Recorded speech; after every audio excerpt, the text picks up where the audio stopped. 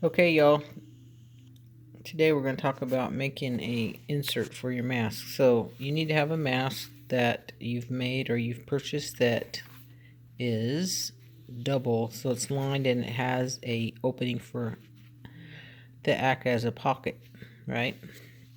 So what you need to do then is make yourself a template for your mask. So you could use a piece of paper first, and then as you get closer with your piece of paper, then I would say take your piece of paper and trace it onto a cardboard and cut that out, and then you actually will have a template for your insert or your filter.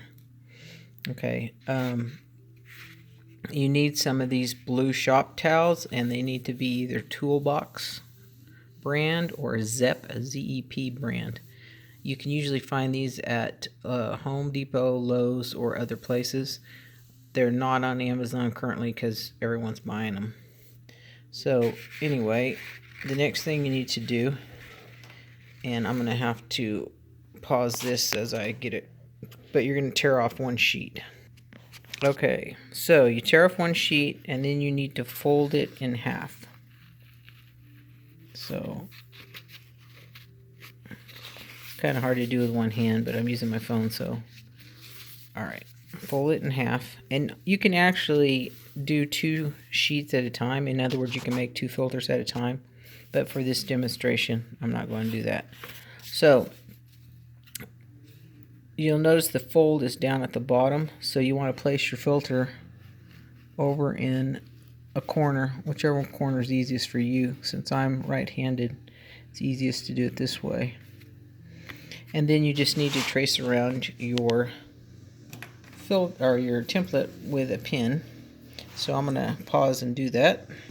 So after you trace around it, it should look something like this. Now, you're only going to cut this line all the way around and down to here. Do not cut the fold. This makes it so you don't have to sew it. So you want it doubled. That was what makes a good filter. It needs to be doubled. And if you don't cut the fold, you'll be able to keep it together and insert it in your mask. So now you just cut it out. So now it will look like this after you cut it out. And then you need to take your mask, and I found the easiest way to do this is kind of bend it like that and insert it in. Now, I'm not going to do that right now because you can figure that out. But what you need to do is once you get it in there, make sure that it's clear up to the top of the nose piece. What you see in mine is a twisted, 2 pipe cleaners twisted together, and I just inserted them inside of a channel that I sewed on that mask here, and it holds the twisted pipe cleaner in place, and that makes a way for you to snug it down and bend it to the shape of your nose.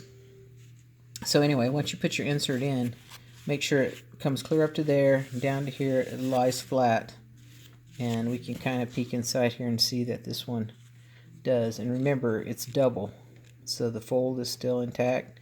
It's double, so this one's good to go. So you can use these as disposable if you have enough the inserts as if you have enough of the shop cloths. You can use these as excuse me. You can use these as disposable if you want to.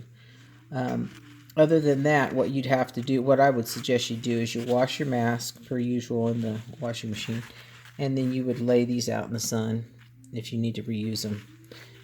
You know, bright sunny day, maybe an hour on each side. And you probably would have to clip them somewhere because they blow away. They're very light.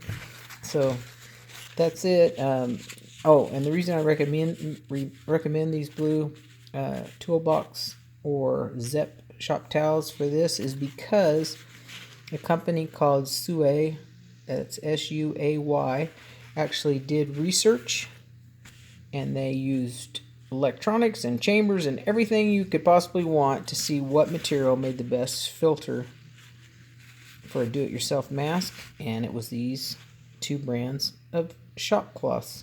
So there you have it. All right, everybody, stay safe out there. Bye.